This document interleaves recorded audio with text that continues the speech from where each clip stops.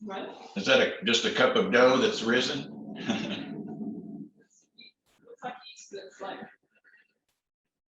activated. Yeah.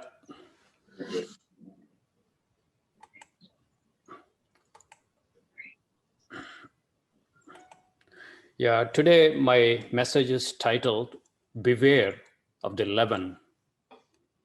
And we have to be aware and beware of the leaven. That means we have to watch out for the leaven. And there are interesting facts about leavening. And one thing is you don't need a lot of leaven for this dough to be leavened. A little leaven leavens the whole container of dough. So we might say it's not a lot that I am compromising. It could be small, but the small mysteriously affects the whole of the container, whole of the dough. And second thing is it takes time. It starts the leavening when it is kicked off. You don't immediately perceive that it is in progress. Most cases, traditionally, it is done overnight. People add leaven to the dough and then they go to bed. And the morning when they awake, the whole thing is leavened. So it's an invisible process that continues. Another interesting fact about leavening is if the dough is hot, super hot, or super cold, the leavening would not progress. It has to be lukewarm. As Jesus mentioned, I wish that you are either hot or cold. Because you are lukewarm, I spew you out of my mouth. So there is some mysterious connection between being lukewarm, and the leavening progressing at rapid speed. And when it is too cold, the leavening slows down. When it is too hot, also the leavening slows down. It is not completely arrested, but the progress is slower. But when the lukewarm temperature is guaranteed, it is rapid. What happens in 12 hours would happen just in an hour or two when the conditions are lukewarm. So the leavening process is not guaranteed or not assured that it will take long time always. It's the condition of the dough also determines the speed of leavening. And if you want me to summarize the whole sermon or whole message today with one word, that word would be separation. Separation. Separate the leaven from dough. And that is the only way you would totally, completely prevent leavening. Any small amount, when it comes in contact or maintains the continuous contact with the leaven, it is guaranteed that the leavening process kicks in. And you cannot reverse that. God might, but we cannot reverse once the dough is leavened. There is no way to make it unleavened. So these are some of the facts. And let's dive into the Feast of Unleavened Bread as we are celebrating for the 7 days. And we will explore what the Word of God reveals and takes us to, and draw some conclusions. We'll begin the first institution of the unleavened bread, as well as the lamb that was instituted. the lamb has to be killed on the day of Passover, that is 14th Nisan, and then the lamb's blood has to be applied to the house on the lintels and doorposts. That was the first Passover. Right from institution of both these festivals, you have a strong connection between the lamb and the house and the house. And then the house of, when the feast of unleavened bread comes, you have to put the leaven out of the house. So you cannot discuss unleavened bread separate from Passover. They're intimately and intricately linked together. And in fact, the whole Feast of Unleavened Bread becomes meaningful only because of Passover. What happens in Passover is paramount importance, and it is a natural consequence that the Feast of Unleavened Bread follows Passover. Let's see these verses. You are super familiar. You might have heard dozens and dozens of messages on this subject. So I'm not really bringing super new things to you if you are in churches of God for a long time, but nevertheless, I hope to bring something new. Let's start with Leviticus 23.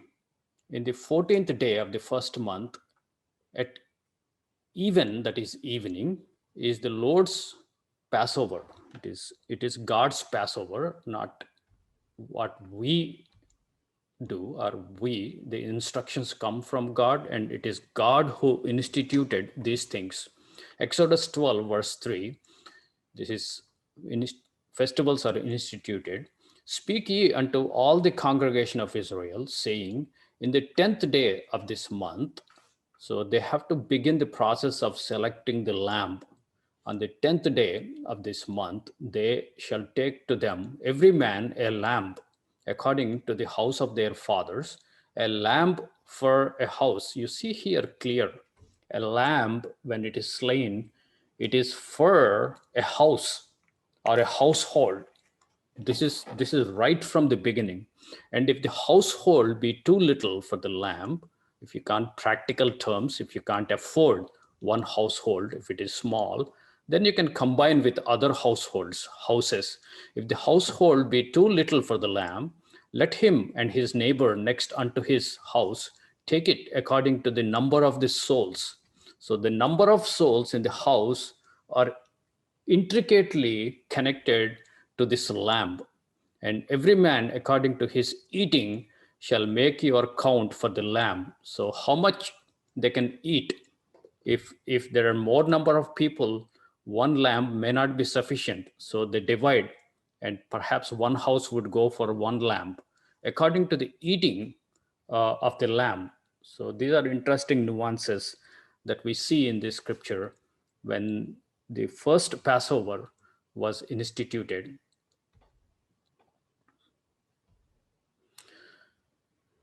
Exodus 12, we are continuing Exodus 12. Your lamb shall be without blemish. So this is a requirement, spot and blemish. No spot, no blemish, no defect. It has to be reasonably perfect. Your lamb shall be without blemish, a male of the first year. So it has to be a first year and the male. And ye shall take it out from the sheep or from the goats. This is a practical consideration. If some geographical areas, if sheep is not available, you can substitute sheep from goats, but the main central theme is always sheep. Sheep is another word for lamb, sheep. And ye shall keep it up until the 14th day of the same month. So the 10th of the first month, you start the process of selecting and preparing the lamb and make it ready until the 14th day of the same month. Here, God is specifying the time, the day of the year, as well as the time of the day, we will see shortly. And the whole assembly of the congregation of Israel shall kill it at the evening. So it's very specific. When, what time? And they shall take of the blood and strike it on the two side posts and on the upper door post of the houses where they shall eat it. So wherever they are eating this lamb, that house, the doorposts and lintels have to be spilled or splashed with the blood of this lamb. We see here lamb, I don't know if my diagram is apparent. This lamb is slain, his throat is cut, and this is the lamb.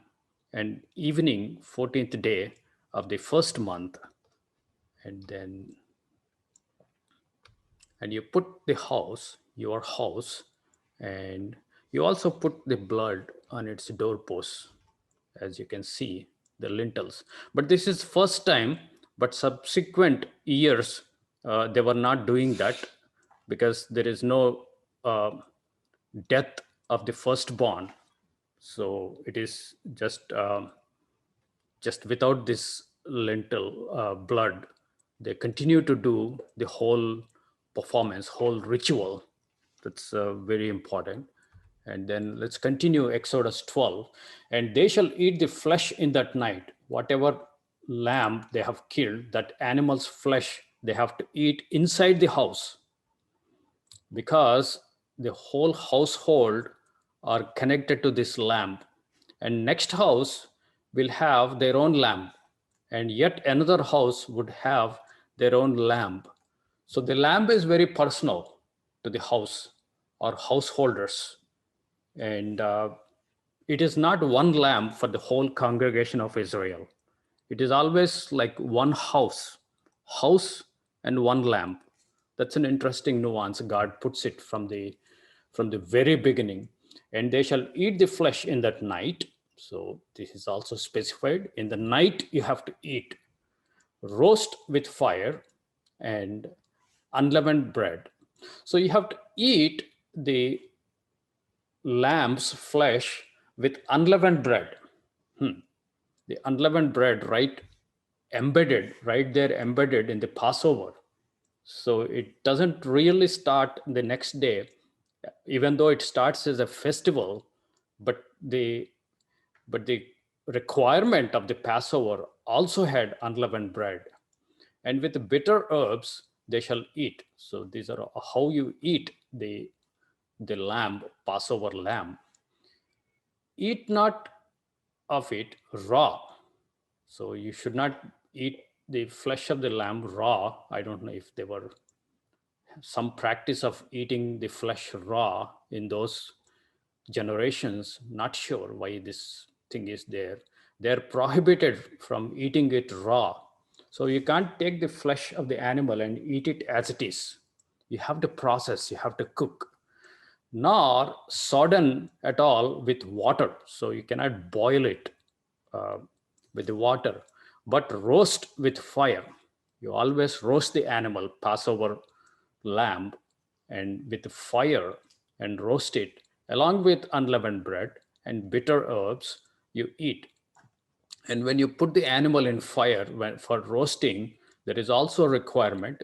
His head, that is lamb's head, with its legs and with potenance thereof.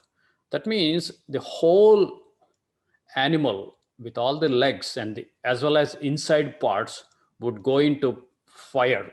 This is an allusion for whole burnt offering. So we have several allusions for the Passover. One is whole burnt offering, other is sin offering. So we will go to, that's another subject. And verse 10, and ye shall let nothing of it remain until the morning. So it all has to be done in the night. And anything which remains until the morning, ye shall burn with fire. You have to dispose this remains of this animal. So the animal is put here, and we have the animal and the house, and everybody ate in that night. By the morning, whatever is left is burnt away or disposed. Let's continue Exodus 12. And thus shall ye eat, ye all eat, with your loins girded, and your shoes on your feet, and your staff in your hand, and ye shall eat in haste, because they are about to leave Egypt. And it is Lord's Passover. It is not your Passover. It is Lord's Passover. It is God's Passover. For I will pass through the land of Egypt this night.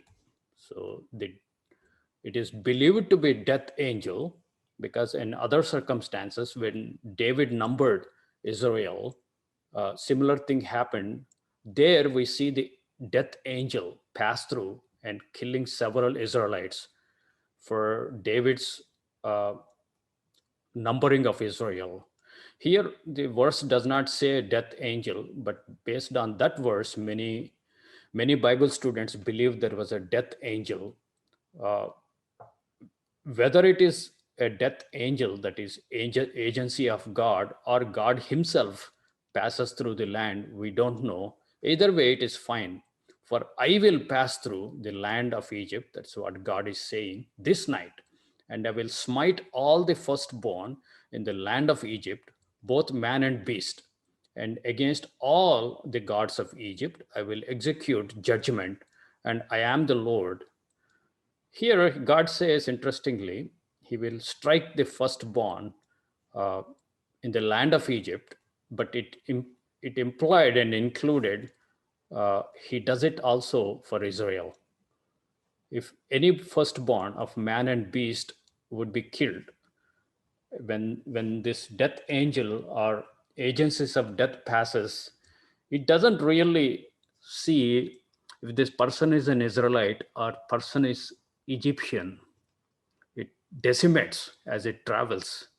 The only exception is this agency, when it sees the blood of the lamb slain according to the instructions and put on the lintel and doorpost, that house is left. People in this household are protected. So that's the only exception. So we understand this with other verses, even though it is not apparent here. So the house and households, people within the house are safeguarded and protected by the blood of the lamb. Continuing Exodus 12, in the first month, on the 14th day of the month, at even shall ye eat the unleavened bread. Now this festival is introduced, verse 18. This is unleavened bread until 20th day of the month. So here we have the 15th, 14th is Passover, and 14th sunset. Beginning from 15th, the festival begins, and it goes up to 21st day of the month at even. So 7 days shall there be no leaven found in your houses. Now, what is the connection between the lamb and Passover and the leaven? We were not told, and people were not told what is the connection between leaven and the lamb, and why leaven has to be put of the house outside of the houses. They were not told. For whosoever eats that which is leavened, even that soul shall be cut off. So you have to put leaven out of your houses. And also, whosoever eats leavened, that soul shall be cut off. So from the congregation of Israel. Now here the congregation of Israel is marching and going towards the promised land under the Sinai covenant, which they would shortly enter into that covenant. So the marching is towards promised land. If a person is cut off from the congregation of Israel, he or she would not reach the promised land. So that is the danger of being cut off from the congregation. Whether he be a stranger or born in the land, ye shall eat nothing leavened in all your habitations or houses, and shall ye eat unleavened bread. Sorry, in all your habitations, this is a third condition. You shall eat unleavened bread all the 7 days. So you have to put leaven out of it and should not eat leaven, and no leaven should be found in your houses. And the unleavened bread you have to eat. You have to require to eat unleavened bread all 7 days.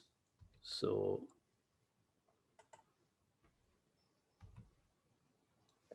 we have here picture the lamp, very specific, 7 days, 15th to 21st day of the first month, and 7 days here just the evening. And God mentions all these things. And these are the requirements. 7 days, eat unleavened bread. No leaven should be found in the house. If anybody, whosoever eats the leavened bread shall be cut off from the congregation. And this is the festival that we are celebrating today, beginning. And yesterday we had Passover. So, and this is what is given to Israelites. And if you are an Israelite or if you are any Bible student, this is what is given. You are not told what the lamb pictures. You are asked to kill the lamb, and why the blood has to be put on the lintels, you are not told, but you have to do. Only thing you are told in the first instance is the firstborn are protected inside the house. But other than that, there is no other explanation. And the leaven, putting leaven out of the house and not eating leaven, but eating unleavened bread for 7 days, nothing, no explanation.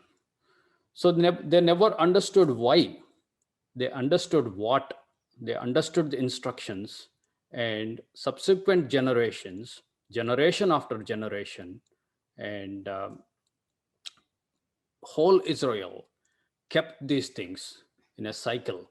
Next year, they will kill the lamb, and they will eat in the evening, and next 7 days, they will keep the festival.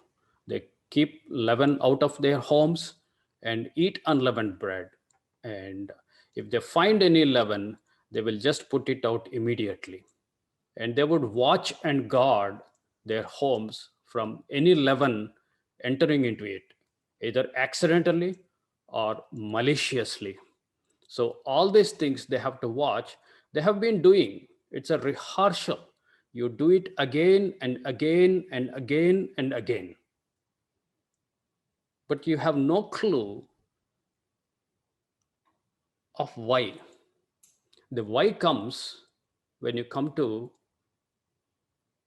Jesus Christ, who is a picture and type and shadow of the Lamb. In fact, when you read the Old Testament, there is a veil that is laid in front of your eyes. You don't see, even if somebody comes and explains to you what are the real meanings, you would not get it. You would reject it. Or you would find excuses to reject it and stick to your own understanding. That is the danger of not going with God, where God wants to take you and me too. So this is the picture Israelites were given, and then they thought this is all that is needed. This is all the ultimate, and there is nothing beyond this. But there is a veil in front of the person. As this picture goes well, works well, and healthy and good in all its doings, until you are made aware of the veil. This is an interesting teaching, and people were never aware that there is a veil in front of their eyes. It's a spiritual veil, prevents you from seeing certain things. It's a barrier.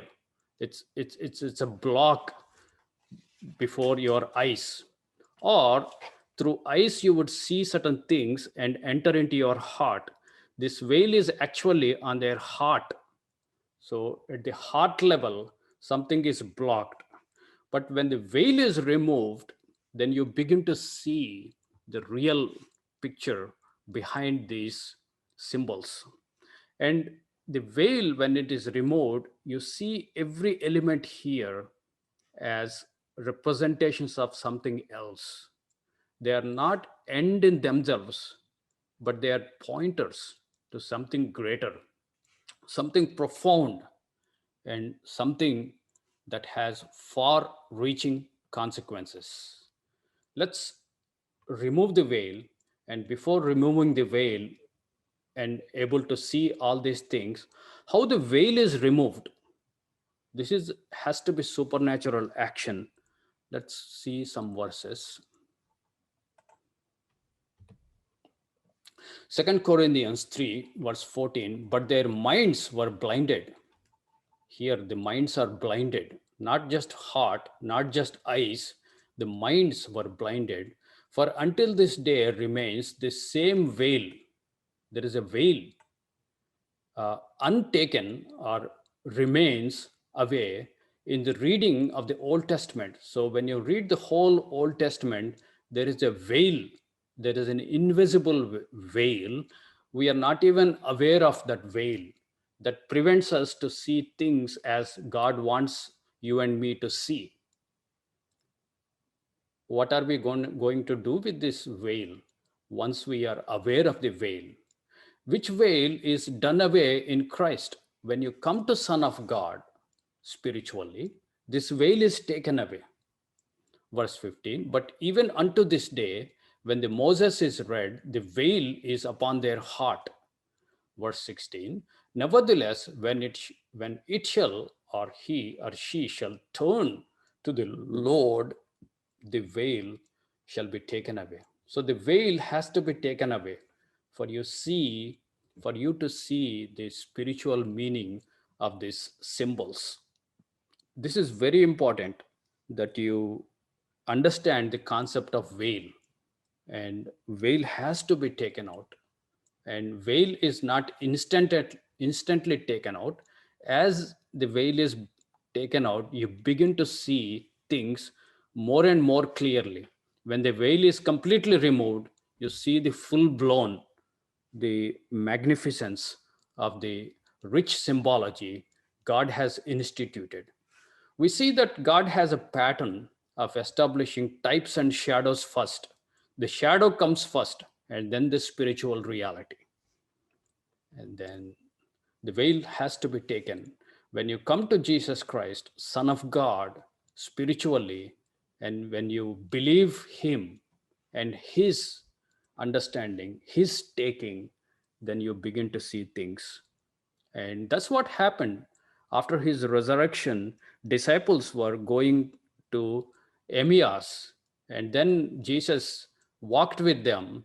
And then, beginning from Moses, He opened their understanding that Son of God has to come and then be crucified and rejected of men, and then He would be resurrected. And the whole thing He proved to them from Old Testament, from Moses, because He opened their understanding, opened their eyes.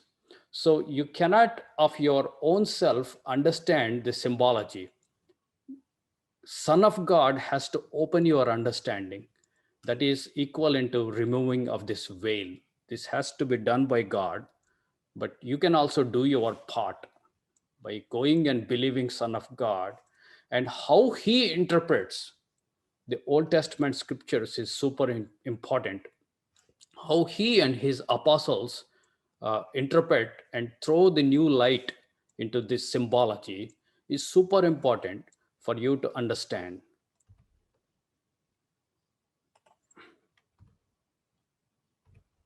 Now you see, the lamb is not an end in itself. It's a picture of Lamb of God, the Son of God who was crucified. And the house is not really your physical house, it's your spiritual house.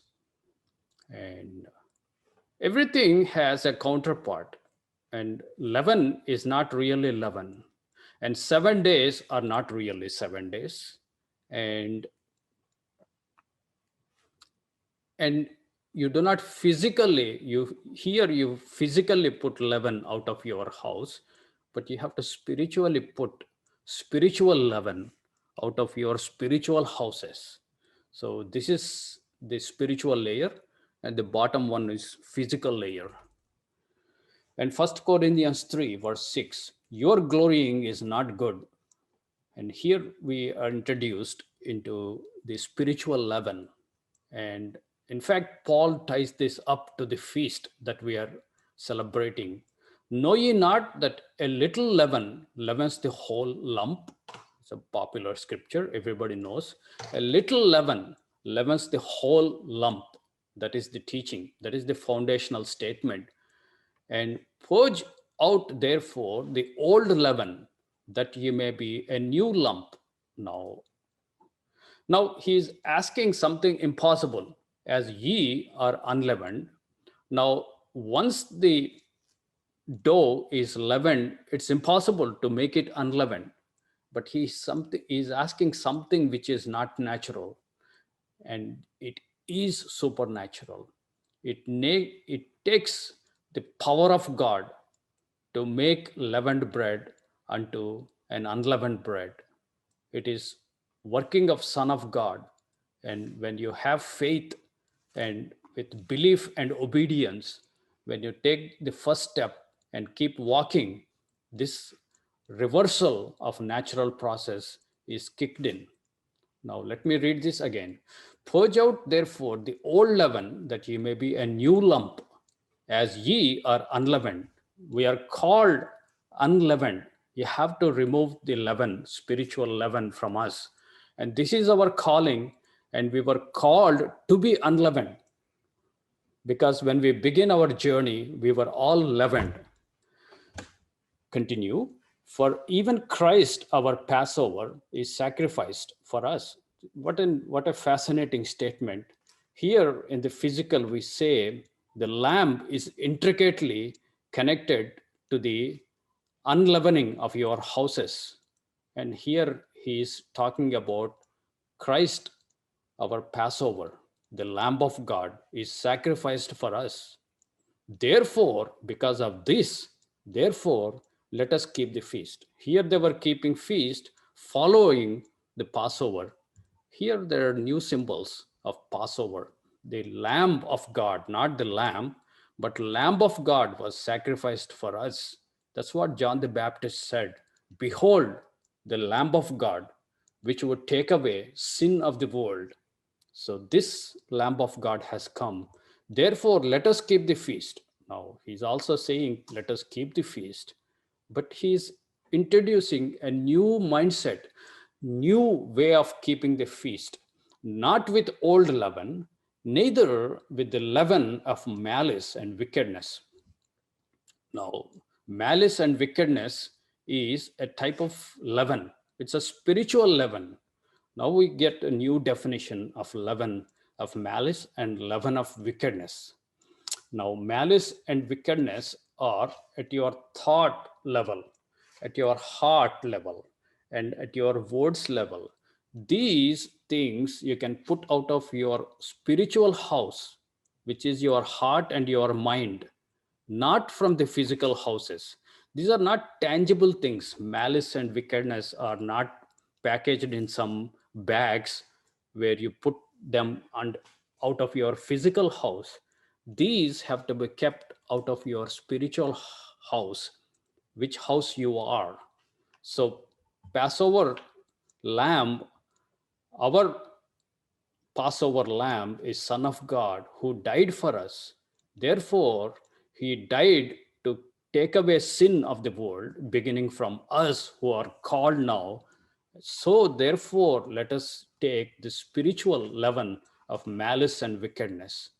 And while keeping the feast, while we keeping the leaven out, we are also told to eat the unleavened bread. But here we see this 7 days you have to eat the unleavened bread, while keep the leaven out of the house. The same thing here. while you put malice and wickedness out of your spiritual houses, you should keep eating unleavened bread of sincerity and truth. The word sincerity can also be translated as pure. The Greek word is pure. So the unleavened bread of purity and truth is what we need to eat the 7 days. Now, 7 days is not really 7 days here. They have a different picture. We will see that shortly. Matthew 16, verse 6. Then Jesus said unto them, take heed and beware of the leaven of the Pharisees. So you have one more definition of leaven given to us. Take heed and beware of the leaven of the Pharisees and of the Sadducees. Verse 11. How is it that you do not understand that I spoke it not to you concerning the bread, that you should beware of the leaven of the Pharisees and Sadducees? Then understood they how that he bade them not beware of the leaven of the bread, but the doctrine of the Pharisees and of the Sadducees. This is very important statement. He's introducing teachings or doctrines of Pharisees and Sadducees as leaven. It's a spiritual leaven. But disciples, as they are well versed with this physical layer, they are always thinking in terms of physical bread and physical leaven.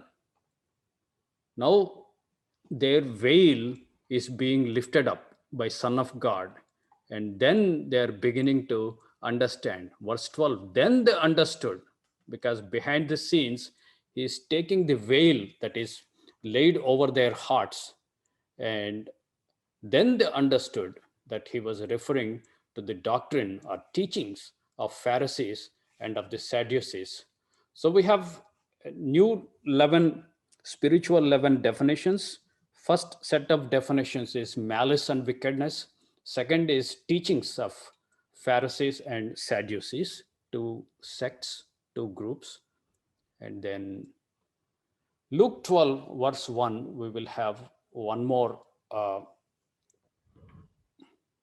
definition in next two verses. In the meantime, when they were gathered together, an innumerable multitude of people, in so much that they trod one upon another, he began to say unto his disciples, first of all, this is the just more importance. First of all, beware ye of the leaven of the Pharisees, which is hypocrisy. So he's adding more clarity of the doctrines, but he's also adding the hypocrisy of the Pharisees. And that is the title of my message, beware. That's what he's saying. Be aware, watch out, and about the leaven of the Pharisees, which is hypocrisy. So it is not just teachings of Pharisees and Sadducees, but their example of hypocrisy, the way they conduct themselves, hypocrisy. And for there is nothing covered that shall not be revealed, neither hid that shall not be known. Therefore, whatsoever ye have spoken in darkness shall be heard in the light, and that which ye have spoken in the ear shall be proclaimed from the housetops. What is hypocrisy? Hypocrisy comes from Greek word hypocrates. Hypocrates comes from a stage actor in the first century. The actors act out the role that is given to them, but inside they're a different person, different people altogether. So that's what the Pharisees are like. And they appear righteous outwardly, but inside they have lots of wickedness and lots of sin and issues. And this kind of hypocrisy, appearing righteous, but not working inside your heart and mind, especially your malice and wickedness, if you are not putting out, you are a spiritual leaven. Your example is a spiritual leaven. And then God says, watch out. That is a leaven. The leaven affects you. The leaven leavens you. The calling of God under New Testament, New Covenant is you must become unleavened. And these agencies would cause you to be leavened. This hypocrisy is infectious. It infects the people, other people. Unless you separate yourselves from the sources of leaven, sources of spiritual leaven, and hypocrisy is one thing you have to watch out. And you don't need to embrace every doctrine of the Pharisees. A little leaven leavens the whole lump.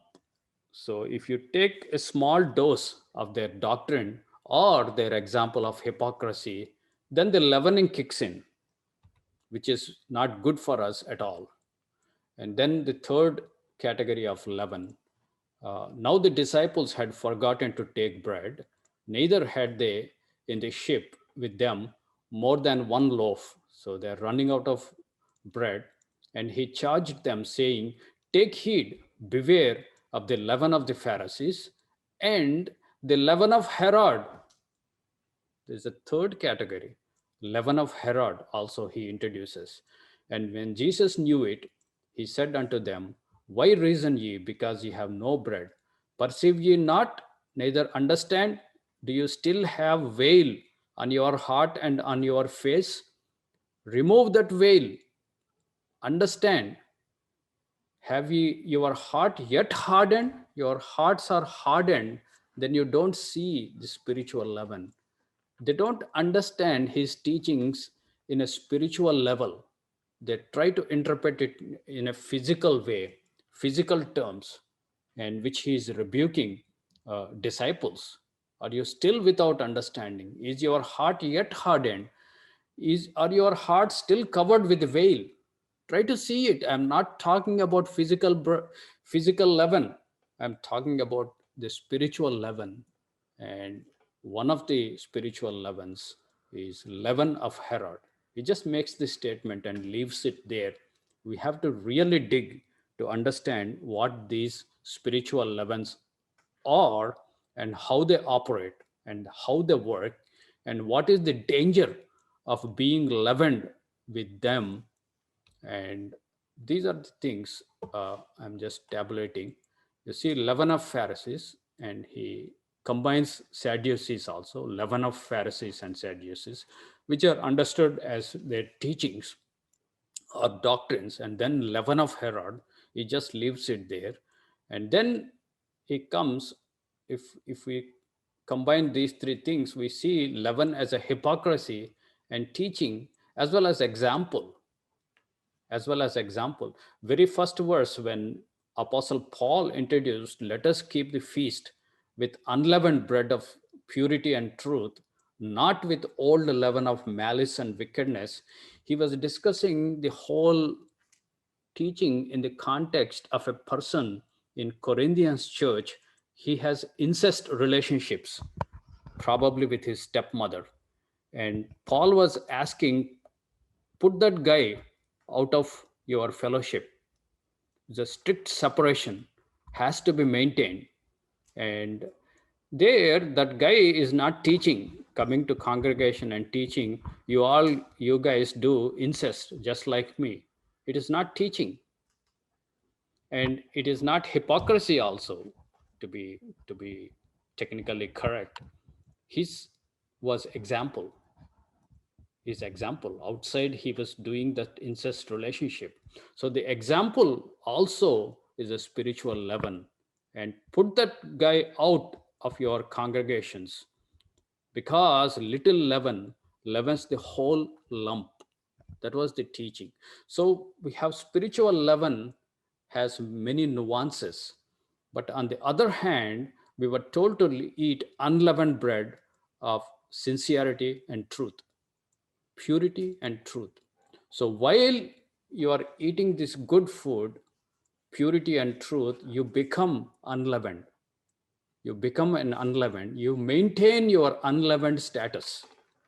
But if you are careless and if you don't enforce separation from these agencies of spiritual leaven, then you become leavened. Your goal is to become and maintain unleavened spiritual state. But if you are careless and allow these agencies to leaven you, what are the consequences? Whosoever eats leavened bread shall be cut off. Here they were cut off from the congregation. Here we are cut off from our salvation and kingdom of God. Now let's see a few more scriptures and then we will close this. This leaven is removed and then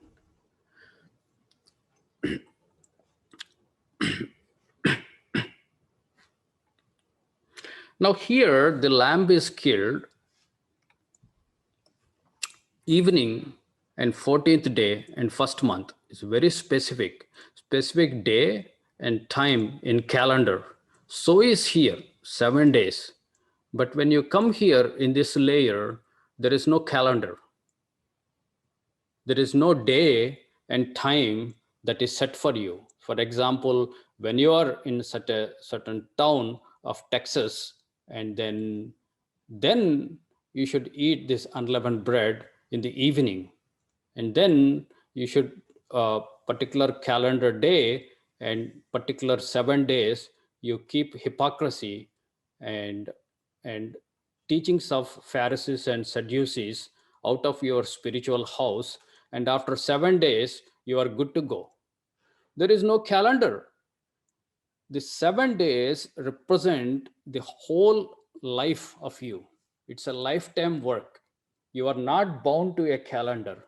If you are spiritually minded, you have different challenges and you have more work to do actually to understand, study and understand what is this leaven that Son of God is talking about, leaven of Herod, leaven of Pharisees, and all these things. You have to work hard and understand the purity and truth of unleavened bread so that you eat this and to avoid these things, and how to separate yourself from the sources of leaven.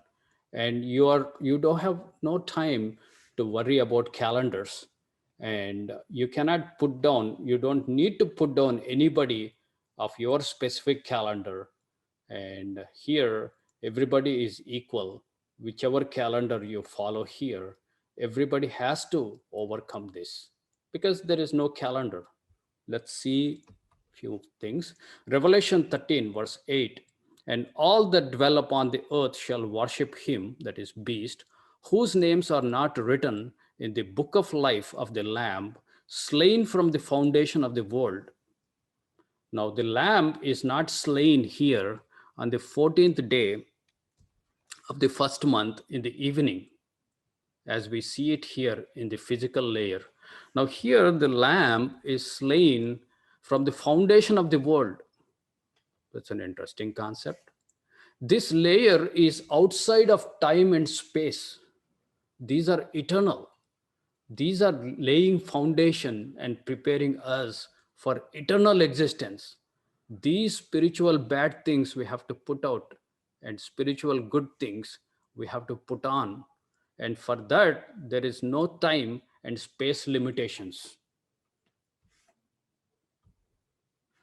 1 Timothy 3:15, but if I tarry long, you may know how you ought to behave yourself in the house of God, which is the church of the living God, the pillar and ground of truth. So here he is saying the house of God, church or ecclesia is house of God.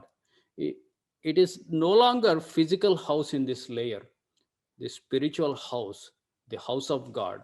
When we come together in a Zoom room, we are house of God.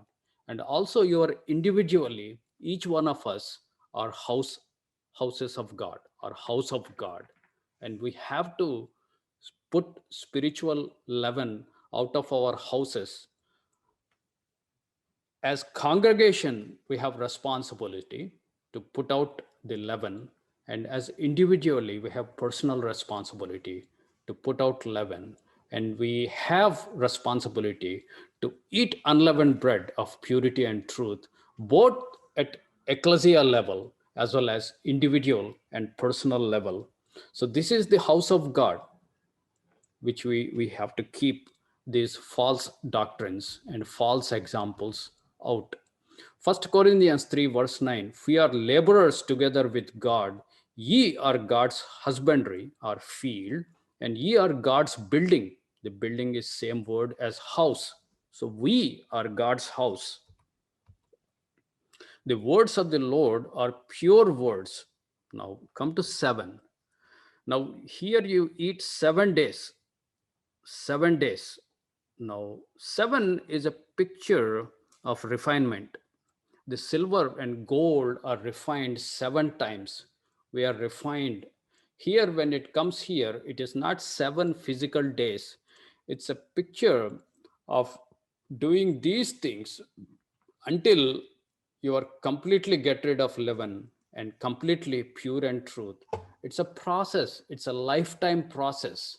So 7 is a concept of total refinement, total purity.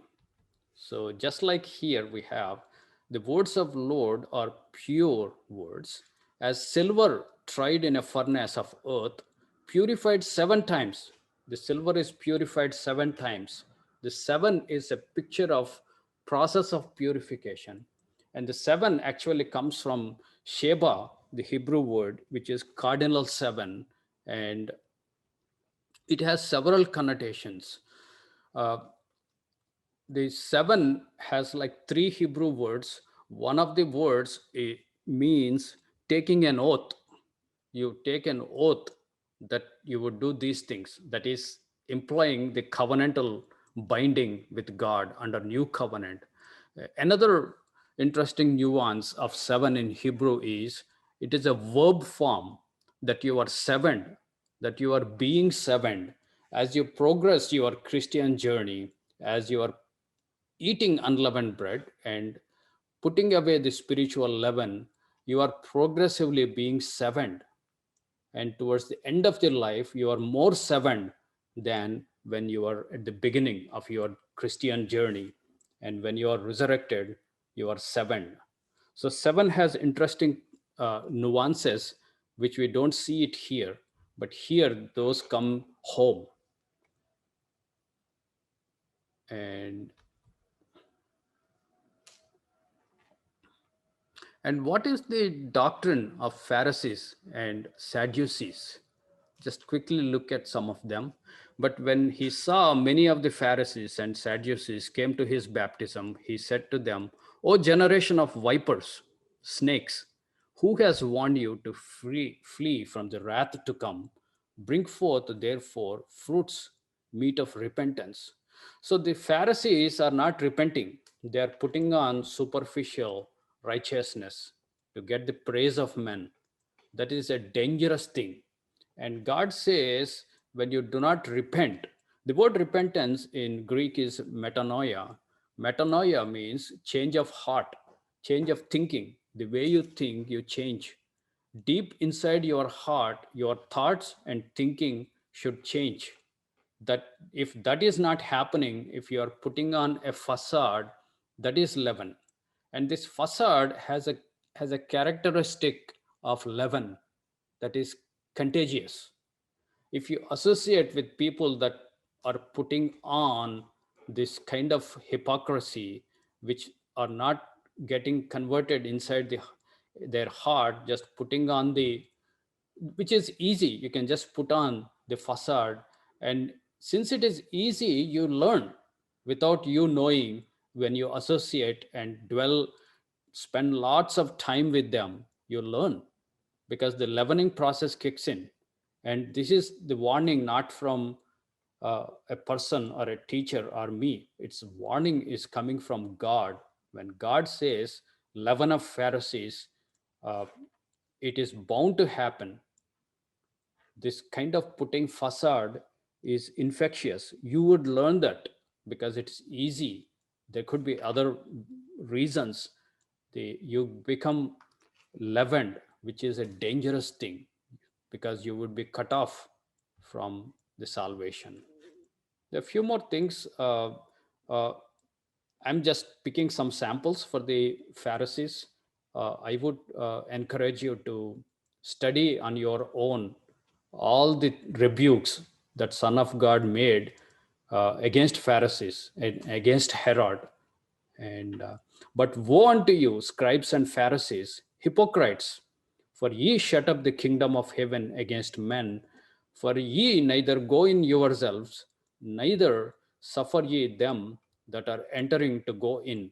So they themselves do not enter into kingdom, but they prevent others from entering. There are so many ways people can do that. You have to watch out and keep away from them. Woe unto you, scribes and Pharisees, hypocrites!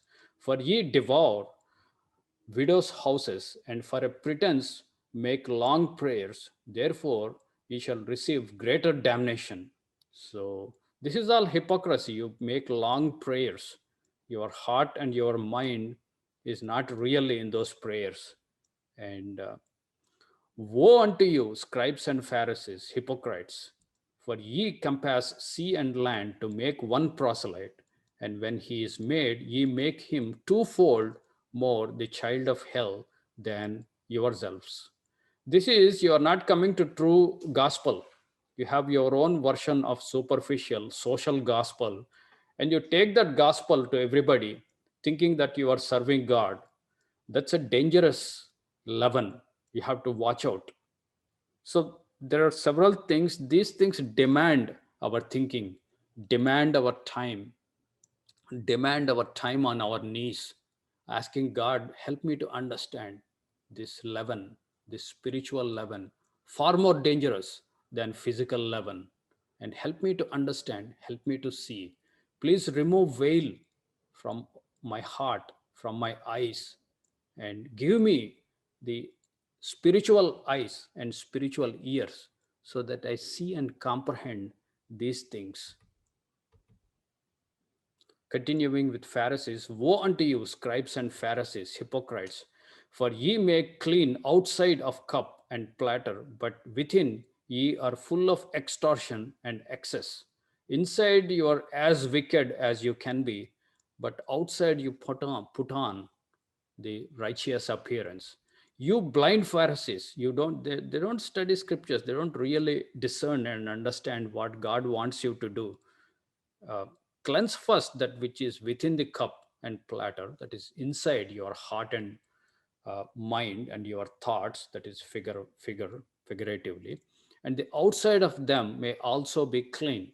That's what he is saying. Cleanse your thoughts and heart inside. The outside appearance automatically reflected what is inside you. But if you are working only on outside, then you are in danger of this leaven. And then people who are unleavened have to watch out for these behaviors, because you can't hide your inside, what is in your heart and mind, for long. It comes out. The facade is, you can keep only for some time, but later on it comes out, especially when God tries you out and puts you in fire. Woe unto you, scribes and Pharisees, verse 27, hypocrites! Here he uses scribes and Pharisees. For ye are like whited sepulchres. These are like graves, tombs. Tombs are whited, well decorated, which indeed appear beautiful outward, but ye are within, inside, full of dead men's bones and of all uncleanness. Even so, also ye outwardly appear righteous unto men, but within ye are full of hypocrisy and iniquity. The word iniquity is lawlessness, anomia. And the same day, certain of the Pharisees saying unto him, get you out from, depart, for Herod wants to kill you. So some Pharisees came, because Pharisees and Herod, they do not get along very well. They're enemies. And some of the Pharisees coming and warning him, Herod is seeking to kill you. Get out from this place.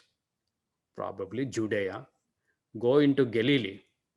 And then he replies, I want you to see few verses I am sample picked up, because he doesn't explain what is the leaven of Herod.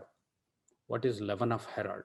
So we have to really study and discern.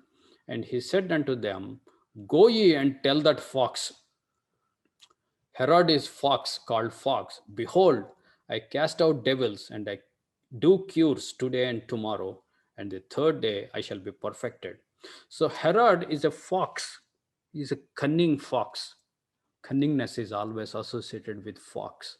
He's cruel, and he doesn't hesitate to kill babies, to exterminate any competitor for his throne, but he is cunning. He wants to pretend that he is a worshipper of God. That's what he tells the shepherds and wise men, that I also would come along with you and worship the king. But in his heart, he wants to kill the competitor. So he's a fox, but he's different from Pharisees. uh, he wants his throne, he wants his establishment. That is the underlying motive. And for that, he would do anything. He would either kill the people or act in opposite way, in a deceit, in a fox-like way. Go and tell that fox. That shows something about the leaven of Herod. So this fox-like nature is also a leaven that can contaminate us.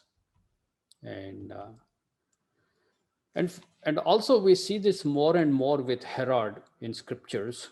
And they're obsessed with their power, their throne, and how to safeguard their throne. And they don't care about what God says. And in fact, in Israel, every king was mandated by God that they should read the law all the days of their lives, so that they don't pervert the justice and they do the righteous ruling.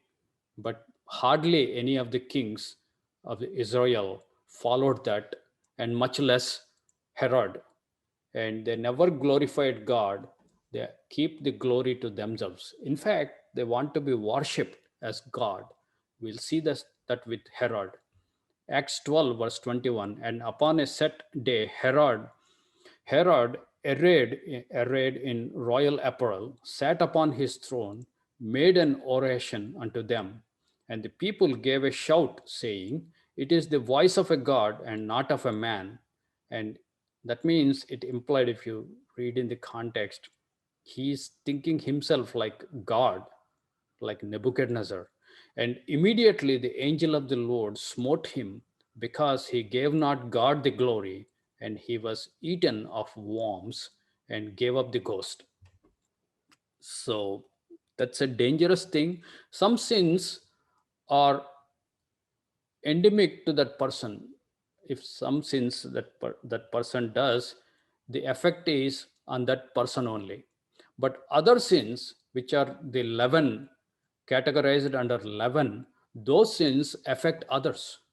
If you are in company of those people, you learn those ways, especially these things. The leaven, a little leaven, leavens the whole lump. Jesus said unto him, I am the way, the truth, and life. No man comes unto the Father but by me. So here Jesus says he is the truth. That's what the purity and truth. Who is pure? Jesus Christ, Son of God. And everybody who has this hope purifies himself, just as Lord Jesus Christ is pure. So he is the unleavened bread. You keep eating him. And he also said, I am the true manna, true bread. If you eat me, you would live because of me.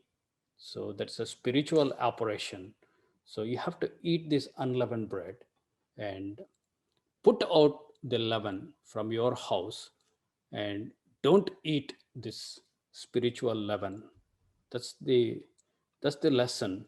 And picking on Mark, what he said yesterday, he said an important thing. Where is our focus? And which things do we reflect? Do we focus and reflect on lamp or lamp of God? Are we focusing on house, physical house, or your spiritual house? Which are you worried about, the physical leaven or spiritual leaven? And those who have this veil being lifted up or already lifted up see things differently. See things differently. And we come back to the statement, beware of the leaven. Beware of the leaven was given and is a thunderous command by Son of God and from Father. Beware of the leaven.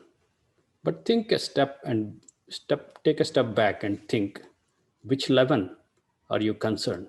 Physical leaven or spiritual leaven? I will leave that with that question. I will hand it over to Johnny.